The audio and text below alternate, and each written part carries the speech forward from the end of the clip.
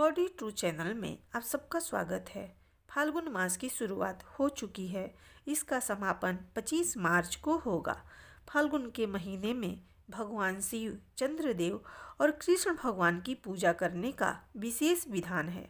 इस महीने में घी, सरसों का तेल, वस्त्र, अनाज का दान करना बड़ा ही शुभ माना जाता है। फाल्गुन के इस पवित्र महीने में सुख, समृद्धि एवं खुशहाली के लिए महाशिवरात्रि पर्व को मनाया जाता है, जो कि भगवान शिव को समर्पित है। कहते हैं, जिस पर भगवान शिव की कृपा हो जाए उसके भाग्य का क्या कहना। इसलिए आज से हमारे चैनल पर शिव महापुराण की कथा छोटे छोटे अध्यायों के माध्यम से आप लोगों को सुनाई जाएगी। आप सभी से अनुरोध है कि इस कथा को अपना बहुमूल्य समय निकालकर जरूर से जरूर सुनें और अपना प्यार और आशीर्वाद हमारे चैनल को दें। तो आइए प्रवेश करते हैं शिव महापुराण के पहले अध्याय में। श्री सौनक जी ने पूछा, महाज्ञानी सूत जी, आप संपूर्ण सिद्धांतों के ज्ञाता हैं। प्रभो, मुझसे पुराणों की कथाओं के सार तत्व का विशेष रूप से वर्णन कीजिए। ज्ञान और वैराग्य सहित भक्ति से प्राप्त होने वाले विवेक की बुद्धि कैसे होती है तथा साधु पुरुष किस प्रकार अपने काम, क्रोध आदि मानसिक विकारों का निवारण करते हैं। इस घोर कली काल में जीव प्रायः आसुर स्वभाव के हो गए हैं। उस जीव समुदाय को शुद्ध बनाने के लिए सर्वश्रेष्ठ उपाय क्या है? आप इस समय मुझे ऐसा कोई शाश्वत साधन बताइए जो कल्याणकारी वस्तुओं में भी सबसे उत्कृष्ट एवं परम मंगलकारी हो तथा पवित्र करने वाले उपायों में सर्वोत्तम पवित्र कारक उपाय हो। तात वह साधन ऐसा हो जिसके अनुष्ठान से शीघ्र ही अंतःकरण की विशेष शुद्धि हो जाए तथा उससे निर्मल चित्त वाले पुरुष को सदा के लिए शिव की प्राप्ति हो जाए। श्री सूत जी ने कहा, मुनि श्रेष्ठ सौनक, तुम धन्य हो, क्योंकि तुम्हारे हृदय में पुराण कथा सुनने का विशेष प्रेम एवं लालसा है। इसलिए मैं शुद्ध बुद्धि से विचार कर तुमसे परम उत्तम शास्त्र का वर्णन करता हूँ। वत्स, वह संपूर्ण शास्त्रों के सिद्धांत से सम्मत भक्ति आदि को बढ़ाने वाला तथा भगवान शिव को संतुष्ट करने वाला है।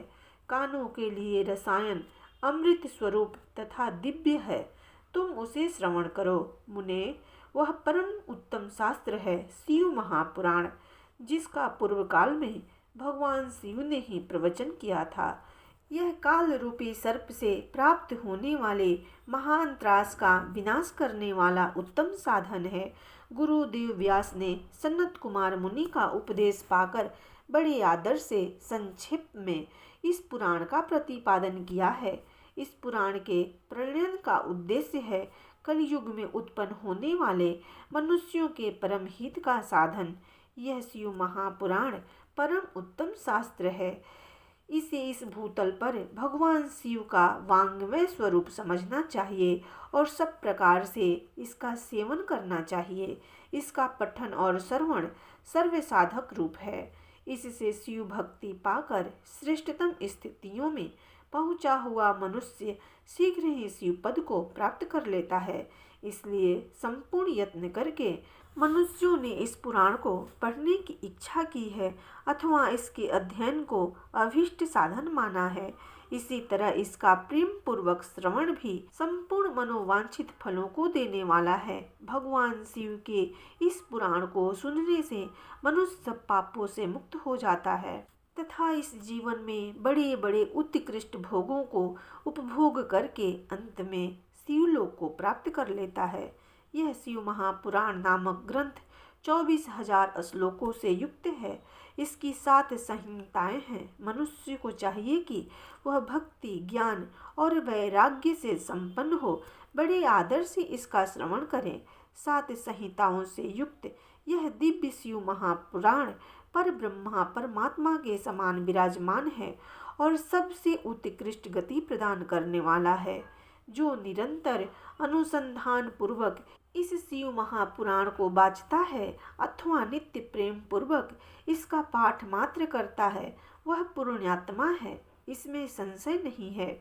जो उत्तम बुद्धि वाला पुरुष अंतकाल में भक्ति पूर्वक इस पुराण को सुनता है, उस पर अत्यंत प्रसन्न हुए भगवान महेश्वर उसे अपना पद प्रदान करते हैं।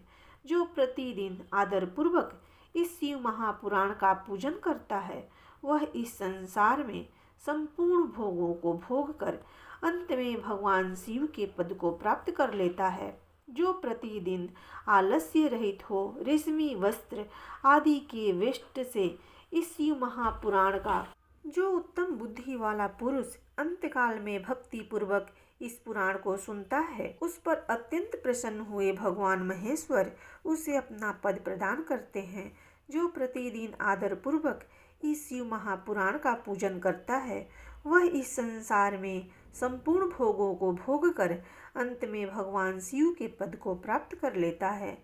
जो प्रतिदिन आलस्य रहित हो रेशमी वस्त्र आदि के वेष्टन से इस शिव महापुराण का सत्कार करता है, वह सदा सुखी होता है। यह शिव महापुराण निर्मल तथा भगवान शिव का सर्वस्व है। जो इहलोक और परलोक में भी सुख चाहता हो, उसे आदर के साथ प्रयत्न पूर्वक इसका सेवन करना चाहिए। यह निर्मल एवं उत्तम शिव महापुराण अर्थ, धर्म, काम और मोक्ष रूप चारों पुरुषार्थों को देने वाला है। अतः सदा प्रेम पूर्वक इसका श्रवण एवं विशेष पाठ करना चाहिए। इस प्रकार शिव महापुराण के प्रथम अध्याय की कथा संपूर्ण हुई। प्रेम से बोलो भगवान शिव जी की जय।